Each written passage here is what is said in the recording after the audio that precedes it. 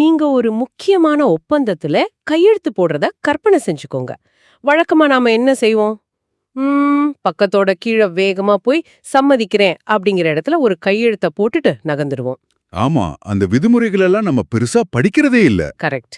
ஆனா நீங்க அந்த ஒப்பந்தத்துல கையெழுத்து போடும்போது ஒரு பிரம்மாண்டமான மலை அதோட வேர்களோடு பெருக்கப்பட்டு உங்க தலைக்கு மேல அந்தரத்துல தூக்கி நிறுத்தப்பட்டிருந்தா எப்படி இருக்கும்? அடா, அது ஒரு பயங்கரமான கற்பனை.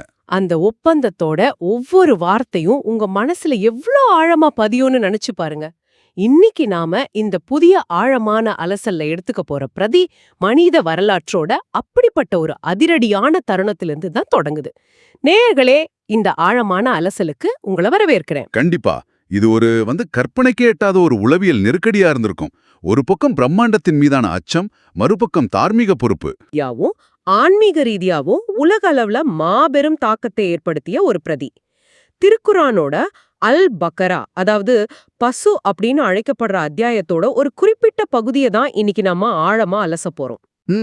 வசனங்கள் 62 இருந்து 69 வரைக்கும், சரியா? எக்ஸாக்ட்லி. ஆனா இதுல ஒரு சுவாரஸ்யம் என்னன்னா, நாம இத ஒரு மத போதனையாவோ அல்லது குறிப்பிட்ட நம்பிக்கையை ஆதரிக்கிற வகையிலோ அணுக போறதில்ல. இது ஒரு மிக முக்கியமான ஒரு தெளிவுபடுத்தல்.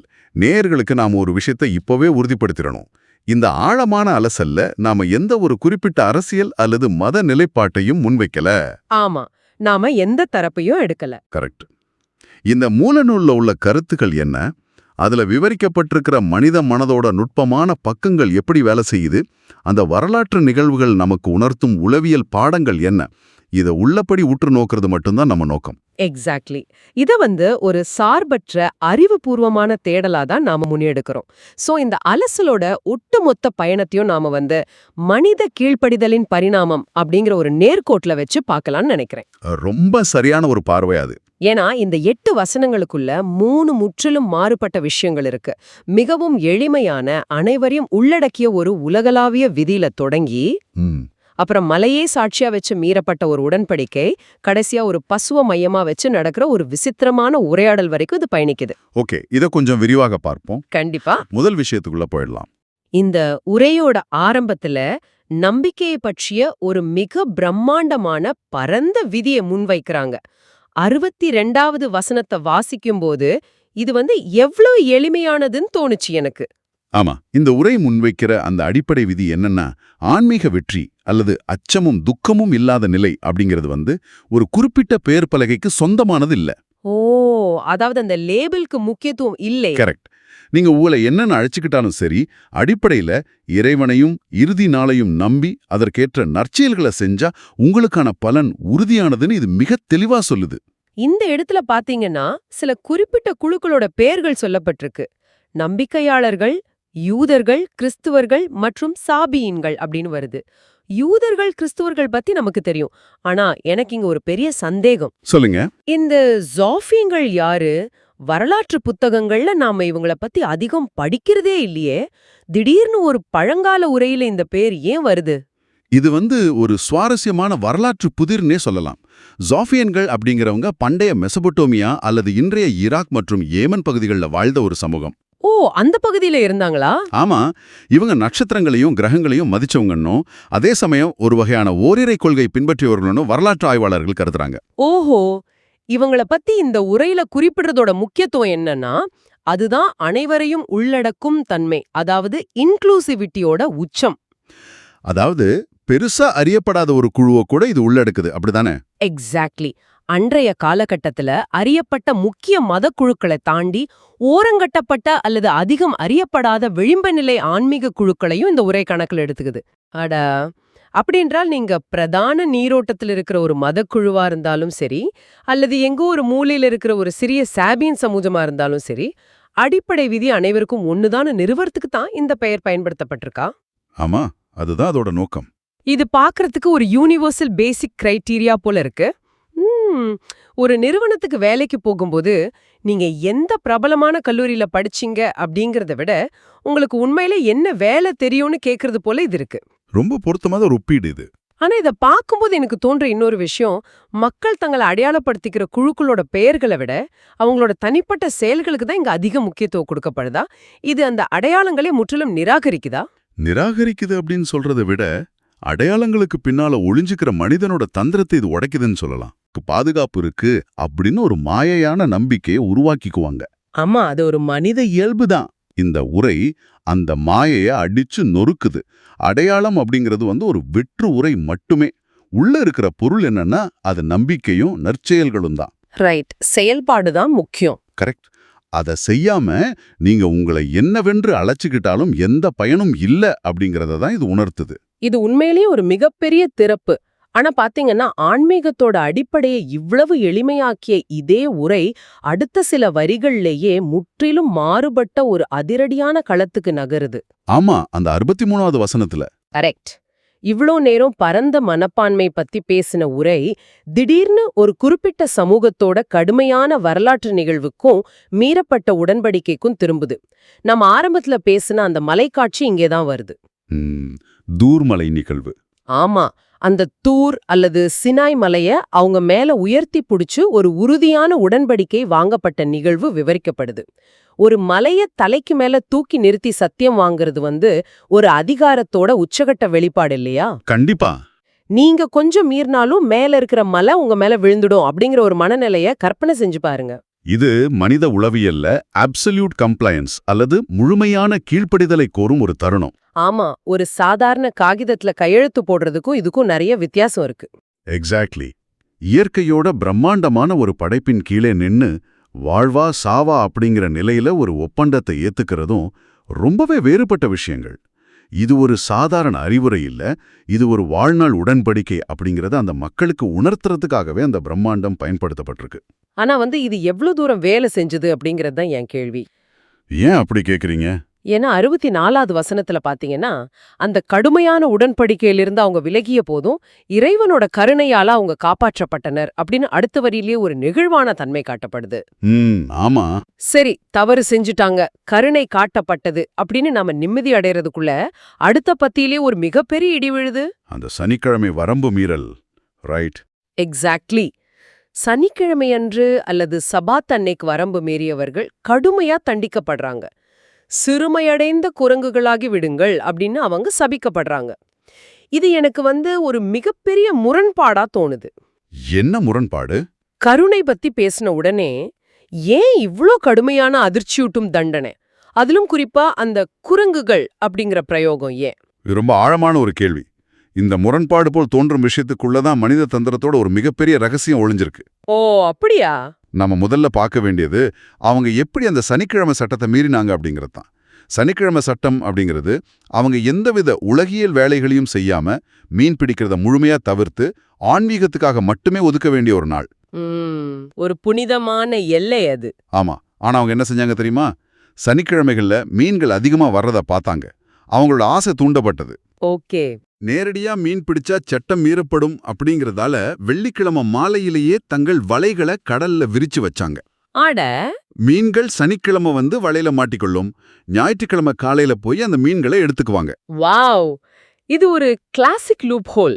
நான் சனிக்கிழமை மீன் பிடிக்கல, என் வலை தான் பிடிச்சது அப்படின்னு சட்டத்தோட ஓட்டைகளை தேடி செஞ்ச காரியம் இது. ஆமா, கரெக்ட். இது பலவீனத்தால அறியாம செஞ்ச தவறில்ல. இது திட்டமிட்ட ஒரு ஒயிட் காலர் கிரைம் போல இருக்கு. விதிய மீறலன்னு வெளிய காட்டிக்கிட்டே விதியோட ஆன்மாவை சிதைக்கிற தந்திரம் இது. நீங்க சரியா சொன்னீங்க. அதனாலதான் இதுக்கு முன்னாடி அவங்க பலவீனத்தால விலகியப்ப கருணை காட்டப்பட்டது.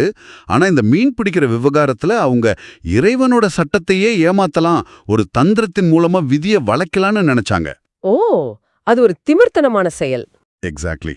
இது உடன்படிக்கையை நேரடியாகவும் திமிராகவும் அவமதிக்கிற செயலாகும். இதனாலதான் தண்டனை மிகவும் கடுமையா இருந்துச்சு. முன் இருப்பவர்களுக்கும் பின் வருபவர்களுக்கும் ஒரு எச்சரிக்கையாக இது ஆக்கப்பட்டது. சரி, அது புரியுது. ஆனா குரங்குகளாகி விடுங்கள் அப்படிங்கிற அந்த உருவகம் எதை குறிக்குது? இது நிஜமாவே உடல் ரீதியான மாற்றமா அல்லது வேறு ஏதேனும் உளவியல் குறியீடா? பல அறிஞர்கள் இதை ஒரு மிக ஆழமான உளவியல் மற்றும் தார்மீக குறியீடாகவே பார்க்கறாங்க. மனிதனுக்கும் விலங்குக்கும் உள்ள முக்கிய வேறுபாடு என்ன? பகுத்தறிவு, தார்மீக கட்டுப்பாடு. கரெக்ட். குரங்கு அப்படிங்கிறது மனிதனை போலவே தோற்றமளிக்கும் ஒரு விலங்கு.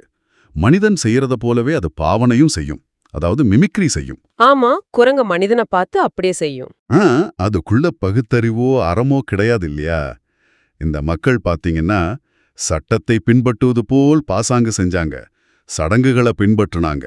ஆனா தார்மீக அடிப்படையை இழந்து வெறும் இச்சைக்கு அடிமையானாங்க. ஓஹோ. மனித மாண்பை இழந்து வெறும் தந்திரமும் இச்சையும் மட்டுமே கொண்டவர்களாக அவங்க தரம் தாழ்ந்தாங்க அப்படிங்கறதான் குரங்குகளாக மாறுங்கள் அப்படிங்கிற அந்த சாபம் குறிக்குது. வாவ், அந்த விளக்கம் இந்த முழு பகுதியையும் வேறொரு கோணத்துல பார்க்க வைக்குது. ஆமா, அவங்க மனித உருவத்துல இருந்த போதினும் அவங்களோட ஆன்மா குரங்கின் நிலைக்கு சுருங்கிடுச்சு. அதாவது நீங்க சட்டத்தை பின்பற்றுவது போல் வெளியே நடிக்கிறதுல எந்த அர்த்தமும் இல்ல, உங்க அறம் மறுத்துவிட்டால் நீங்க வெறும் மிருகமே அப்படிங்கிற ஆழமான கருத்தை இது முன்வைக்குது. எக்ஸாக்ட்லி. சரி, விதிகளை மீறதுலயும் அத தந்திரமா வளைக்கிறதுலயும் உள்ள கடுமையான விளைவுகளை பார்த்தோம். ஆனா அடுத்தடுத்த வரிகள்ல மனித இயல்போட மற்றொரு நகைச்சுவையான அதே சமயம் எரிச்சலூட்டும் பக்கத்துக்கு இந்த உரை நகருது. இது ரொம்ப இன்ட்ரெஸ்டிங்கான பகுதி. ஆமா, ஒரு விதிய மீறாமலேயே அதை தங்களுக்கு தாங்களே எப்படி சிக்கலாக்கிக் கொள்றாங்க அப்படிங்கறதுதான் அது. இந்த அத்தியாயத்தோட பெயரான அல்பக்ரா, அதாவது பசு அப்படிங்கிறதுக்கான பின்னணியே இதுதானே? ஆமா, இது மனித உளவியலோட மிகச்சிறந்த, இன்னைக்கும் நாம ஒவ்வொரு நாளும் சந்திக்கிற ஒரு எடுத்துக்காட்டு. இது பொறுப்பை தட்டி கழிக்கிற கலைய பத்தினது. அந்த நிகழ்வை நாம கொஞ்சம் விரிவா பார்ப்போம். மூசா தம் மக்கள் கிட்ட ஒரு பசுவ அறுத்து பலியிடுமாறு இறைவன் கட்டளையிடுகிறான் அப்படின்னு மிக எளிமையா நேரடியா சொல்றாரு. இது ஒரு மர்மமான கொலையை விசாரிக்கிற ஒரு பரிகார நிகழ்வா சொல்லப்படுது. ஆனா மக்கள் உடனே சரி செய்றோம் அப்படின்னு சொல்லல. மாறாக எங்களை கேலி செய்றீரா அப்படின்னு கேக்குறாங்க. ஆமா, ஒரு எதிர்பாராத பதில் அது. அதுக்கு மூசா அறிவியினர்கள்ல ஒருவனா இருக்கிறத விட்டும் இறைவனிடம் பாதுகாப்பு தேடுறேன் அப்படின்னு சொல்றாரு. ஒரு சாதாரண பசுவா அறுக்கிறது அப்படிங்கிறது அன்றைய சமூகத்துல மிக எளிதான ஒரு காரியம். அது ஏன் அவங்க ஒரு கேலி அல்லது ஜோக்குன்னு நினைக்கணும்? அதுக்கு ஒரு முக்கியமான வரலாற்று பின்னணி இருக்கு. ஓ, சொல்லுங்க, என்ன அது? எனக்கு என்னவோ ஒரு வேலையை செய்ய பிடிக்காதப்போ நீ என்ன விளையாடுறியா அப்படின்னு கேட்ட அந்த வேலையோட முக்கியத்துவத்தை குறைக்கும் ஒரு தந்திரமா இது படுதுன்னு நீங்க நினைக்கலாம். ஆனா அது மட்டும் இல்ல. வேற என்ன காரணம்? அவங்க அந்த கட்டளையே நிறைவேற்ற விரும்பல. அதற்கு காரணம் பசு அப்படிங்கிறது அன்றைய காலகட்டத்துல, குறிப்பா எகிப்திய கலாச்சாரத்துல ஒரு புனிதமான விலங்காக வழிபாட்டுக்குரியதா இருந்துச்சு. ஓ, அந்த ஏபிஸ் புல் வர்ஷிப் பத்தி சொல்றீங்களா? எக்ஸாக்ட்லி. அந்த எகிப்திய கலாச்சாரத்தோட தாக்கம் இந்த மக்கள்கிட்டயும் ஆழமா ஊடுருவி இருந்துச்சு. அதனால தங்களோட மனசுல மறைந்திருக்கிற அந்த பழைய புனித பிம்பத்தை ஒரு பசுவை அறுப்பதன் மூலமா உடைத்தெறிய அவங்க தயங்குனாங்க. அட, அப்போ இது வெறும் சோம்பேறித்தனம் இல்ல, ஒரு ஆழமான தயக்கம். ஆமா, ஆனா நேரடியா நாங்க இதை செய்ய மாட்டோம் அப்படின்னு சொல்றதுக்கு அவங்களுக்கு தைரியம் இல்ல. ஏன்னா அது இறைவனுக்கும் தூதருக்கும் எதிரான வெளிப்படையான கிளர்ச்சிக்கு ஆயிடும் இல்லையா? ஓ, நேரடியா மறுக்கவும் முடியாது, ஆனா செய்யவும் மனசில்ல. இதனாலதான் அவங்க கேள்விகளை கேட்க ஆரம்பிச்சாங்களா? எக்ஸாக்ட்லி. அது எப்படிப்பட்ட பசு, அதோட நிறம் என்ன, அது எந்த வயதுடையது அப்படின்னு வரிசையா கேக்குறாங்க. இது எப்படி இருக்குன்னா இன்றைய கார்ப்பரேட் உலகத்துல இத மலிஷியஸ் கம்ப்ளையன்ஸ் அல்லது வெப்பனைஸ்ட் இன்காம்பீட்டன்ஸ், அதாவது வேணுமென்றே வேலைய சிக்கலாக்கும் தந்திரம்னு சொல்லுவாங்கல்ல, அது போல இருக்கு. ரொம்ப கரெக்டான ஒப்பீடு. ஒரு மேலாளர் தன் ஊழியர்கிட்ட எனக்கு ஒரு பேனா வாங்கி வா அப்படின்னு சொல்றாரு. அந்த ஊழியருக்கு அந்த வேலையை செய்ய பிடிக்கல. உடனே அவர், அது என்ன கம்பெனி பேனா, என்ன நிறமை, மூடி எப்படி இருக்கணும், இங்கிருந்து 1 கிலோமீட்டர் தள்ளி இருக்கிற கடையில வாங்கவா அல்லது ஆன்லைன்ல ஆர்டர் செய்யவா அப்படின்னு கேட்டுக்கிட்டே இருப்பா. ஆமா, கடைசியில என்ன ஆகும்? கடைசியில அந்த மேலாளர் பொறுமை இழந்து, நானே வாங்கிக்கிறேன், நீ போய் உட்காரு அப்படின்னு சொல்லார். அப்படிதான் இந்த மக்களும் நடந்துக்கிட்டாங்க. அந்த கார்ப்பரேட் ஒப்பீடு இந்த நிகழ்வோட மைய கருத்தை மிக துல்லியமா படம் பிடிச்சு காட்டுது. அவங்க கேட்ட கேள்விகள் எதற்கும் தெளிவு பெற வேண்டும் அப்படிங்கிற நோக்கம் கிடையவே கிடையாது. பின்னாடி வேற என்ன நோக்கம்? செயலை தள்ளி போடணும், கித்துலையை ரத்து செய்யணும் அப்படிங்கிறது தான் அவங்களோட உள்ள கிடக்கை. ஆனா இங்க நடந்த சுவாரஸ்யம் என்னன்னா, அவங்க கேள்விகள் கேட்க கேட்க மூசா மூலமா இறைவனோட கட்டளை சுருங்கி மிகவும் கடுமையானதா குறிப்பிட்ட ஒன்னா மாறிக்கிட்டே போச்சு. ஆமா, நான் அந்த வரிகளை படிச்சேன். மூசா சொல்றாரு, அது வயதானதுமல்ல கன்றுமல்ல, நடுத்தர வயதுடையது அப்படின்னு. அதோட அவங்க நிறுத்தலையே. ஆமா, அதோட நிறம் என்ன அப்படின்னு திரும்ப கேக்குறாங்க. அதுக்கு அவர், அது பார்ப்பவர்களை கவரும் தெளிவான மஞ்சள் நிறமுடையது அப்படின்னு சொல்றாரு. மஞ்சள் நிற பசு. திரும்பவும் அவங்க, அப்படிப்பட்ட பசுக்கள் எங்களுக்குள் குழப்பத்தை ஏற்படுத்துகின்றன, இன்னும் கொஞ்சம் விவரம் வேணும் அப்படின்னு கேக்குறாங்க. இறுதியா அது நிலத்தை உழவோ நீர்ப்பாய்ச்சவோ பயன்படுத்தப்படாத எந்த தழும்பும் இல்லாத பசு அப்படின்னு ஒரு மிகப்பெரிய நிபந்தனை பட்டியல் விழுகுது. நினைச்சு பாருங்க, ஆரம்பத்துல கட்டளை வந்தப்போ ஏதோ ஒரு சாதாரண பக்கத்துல மேய்ஞ்சுகிட்டு இருக்கிற ஒரு பசுவை அவங்க அறுத்திருந்தாலும் அந்த கட்டளை நிறைவேறி இருக்கும். அவங்க கடமை முடிஞ்சிருக்கும். ஆமா. ஆனா தங்களோட தேவையில்லாத விதண்டாவாதமான கேள்விகளால உலகத்திலே கண்டுபிடிக்க மிகவும் கடினமான ஒரு பசுவை அவங்க தேட வேண்டிய கட்டாயத்துக்கு தள்ளப்பட்டாங்க. பிரகாசமான மஞ்சள் நிறம், நடுத்தர வயது, எந்த வேலையும் செய்யாத ஒரு பசு. இது அவங்க தங்களுக்கு தாங்களே வச்சுக்கிட்ட ஒரு கன்னி வெடி. இதை விட மனித இயல்பை அப்பட்டமா காட்டுற வேறொரு நிகழ்வும் இருக்கவே முடியாது. இது ஒரு விதத்துல சுய அழிவு, அதாவது செல்ஃப் சாபோட்டாஜ் தந்திரம். கண்டிப்பா. இது விதிகளிலிருந்து தப்பிக்க நினைச்சு விதிகளை இன்னும் கடினமாக்கிக் கொள்ளும் மனித மனதோட விசித்திரமான விளையாட்டு. கேள்விகள் கேட்கிறது பல நேரங்கள்ல நம்மை விடுவிக்கும் அப்படின்னு நாம நினைக்கிறோம். ஆனா தவறான நோக்கத்தோடு கேட்கப்படும் கேள்விகள் நம்மை ஒரு சுருக்கு கயிற்றை போல இறுக்கிவிடும் அப்படிங்கறத இந்த பசுவோட கதை மிக தெளிவா விளக்குது. இதத்தான் நாம முன்னரே சொன்னோம். இது வெறும் பல்லாயிரம் ஆண்டுகளுக்கு முன்பு நடந்த ஒரு சடங்கு சம்பந்தப்பட்ட வரலாற்று நிகழ்வு மட்டுமல்ல. இன்னைக்கு நம்முடைய அன்றாட வாழ்வுல, நமது அலுவலகங்கள்ல, நமது வீடுகள்ல நமக்கு ஒப்படைக்கப்படுற பொறுப்புகளை நாம எப்படி எதிர்கொள்றோம் அப்படிங்கிறதுக்கான ஒரு தெளிவான கண்ணாடி இது. உண்மைதான். நமக்கு தெளிவான அறிவுறுத்தல்கள் கொடுக்கப்பட்டாலும் அதை பின்பற்றுவதில் உள்ள சிரமத்தை தவிர்க்க நாம எப்படிப்பட்ட சாக்குப்போக்குகளை தேடுறோம் அப்படிங்கிறத இந்த உரை மிக அழகா தோலுரிச்சு காட்டுது. இன்னைக்கு நாம அலசிய இந்த அத்தியாயத்தோட ஒரு சிறு பகுதி மனித மனதோட எத்தனை அடுக்குகளை திறந்து காட்டியிருக்கு. ஆமா, ரொம்பவே ஆழமான பயணம் இது. எந்த முத்திரையும் எந்த லேபிளும் தேவையில்லை. தூய்மையான நம்பிக்கையும் அதற்கேற்ற செயலும் மட்டுமே வெற்றியை கொடுக்கும் அப்படிங்கிற அந்த அனைவரையும் உள்ளடக்கிய உலகளாவிய விதியில நாம பயணத்தை தொடங்கணும். பின்னர் பிரம்மாண்டமான மலைய சாட்சியா வச்சு செய்யப்பட்ட உடன்படிக்கைய பார்த்தோம். அங்கே சட்டத்தை நேருக்கு நேரா எதிர்க்கிறத விட சட்டத்தோட ஓட்டைகளை தேடி அதை தந்திரமா வளைக்கிறது எப்படி தார்மீக ரீதியா மனிதனை ஒரு பகுத்தறிவற்ற குரங்கோட நிலைக்கு தள்ளுது அப்படிங்கிற அந்த அதிர்ச்சியூட்டும் குறியீட்டை புரிஞ்சுக்கிட்டோம். கரெக்ட். இறுதியா தப்பிக்க நினைச்சு தங்களுக்கு தாங்களே வலைய பின்னிக் கொண்ட மக்களோட அந்த மஞ்சள் நிற பசுவின் கதையில நின்னோம். மனித கீழ்ப்படிதலின் பரிணாமம் அப்படின்னு நீங்க ஆரம்பத்துல குறிப்பிட்டது இப்ப முழுமையா பொருந்தி போகுது. ஆமா. ஒரு கட்டளை வரும்போது மனிதன் அதை எளிமையா எடுத்துக்கிட்டு செயலாற்றானா, அல்லது அதை தந்திரமா ஏமாத்துறானா, அல்லது தேவையில்லாத கேள்விகள் கேட்டு அதை சிக்கலாக்குறானா அப்படிங்கிறது தான் இந்த ஒட்டுமொத்த பகுதியோட சாராம்சம். இந்த ஆழமான அலசல முடிக்கிற முன் இதை கேட்டுக்கிட்டு இருக்க நேயர்களாகிய உங்களுக்கான ஒரு சிந்தனைய, ஒரு கேள்விய நான் முன்வைக்க விரும்புறேன். சொல்லுங்க. நாம வாழ்ற இந்த நவீன காலகட்டத்துல கேள்வி கேட்பதே அறிவு அப்படின்னு நமக்கு தொடர்ந்து கற்பிக்கப்படுது. ஆனா இந்த ஆழமான விவாதத்துக்கு பிறகு எல்லா கேள்விகளும் அறிவை தேடுவதற்கானவை அல்ல அப்படிங்கறது புரியுது. கண்டிப்பா. பல நேரங்கள்ல அந்த பசுவோட கதையில நாம பார்த்தது போல கேள்விகள் செயலை தட்டி கழிப்பதற்கான ஒரு பாதுகாப்பு கவசமா மாறிடுது.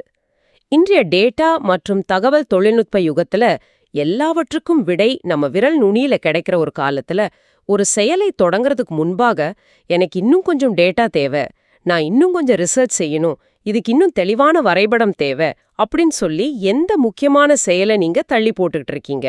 இது ரொம்ப முக்கியமான ஒரு சுய பரிசோதனை. ஆமா. உண்மையிலே உங்களுக்கு தகவல் தேவைப்படுதா, அல்லது செயல்ல இறங்க பயந்து, அல்லது அந்த செயலை செய்ய பிடிக்காம பசுவோட நிறம் என்ன அப்படிங்கறது போல தேவையில்லாத கேள்விகளை கேட்டு உங்களையே நீங்க ஏமாத்திக்கிட்டு இருக்கீங்களா? சிந்திச்சு பாருங்க. உங்க உள்மனதோட நேர்மைக்கான ஒரு சிறிய சோதனை இது. மீண்டும் ஒரு ஆழமான அலசல்ல மற்றொரு சுவாரஸ்யமான பிரதியுடன் சந்திப்போம். அதுவரை தொடர்ந்து தேடுங்க, ஆனா சரியான கேள்விகளை கேளுங்க.